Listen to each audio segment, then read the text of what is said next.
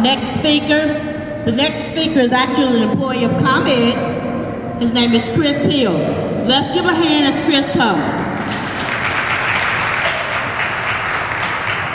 Lupus thing is kind of tricky. Like Kay says, it's an odd thing that I have about being a man. Tell you about a day in the life of a person with lupus. Every morning you got to get up and check your body for any sign of what doctors call petechia. It's like little red marks on your body, so make sure you're not bleeding internally. Also, you have to check for soreness. You have to bend your knees, bend your elbows, and make sure you're not sore. Make sure you can operate today. This day might be good, the next day might not be so good. So anybody, every day you have to do this. Every day you have to plan for the next 2 days. You have to watch what you eat and everything. And when you get it at a later age, it's kind of like disheartening because you're tired. You can have slept 8 hours, but you're still tired. And doctors will tell you the rest is important. And it is, but it's like you want to get up and do something, but you can't. Then it affects your sight. You know, they give us this drug called Plaquenil, and they have to check ever so often your eyes, make sure it's not damaging your eyes. So it's really a trying disease, and it's really a disease that can bring depression if you don't have a good support system. Now, I myself and Kay has been lucky to have people that support us and love us that understands. My girl had to read right along with me the condition I have.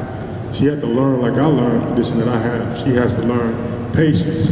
I had to learn patience because she wasn't getting it and I wasn't getting it, and I was still in shock about what I had. Some days it was trying, I couldn't even bend my elbow like this. It'll lock just like this and I can't move. So she has to wash part of my body for me because I can't move this elbow. They have drugs and stuff that's still not a cure like she says, but it would change your lifestyle. It would change your way of thinking, and it would give you a new understanding about life, and not to take not one moment for granted, not one. See, this May 28th, I went to the hospital because I wasn't feeling good, and what they give me is called apheresis, which is basically a plasma transfusion. My first installation of it, and this is like my fourth one, as they put the tube in my neck, that was cool. And then when they started the process, I slipped out.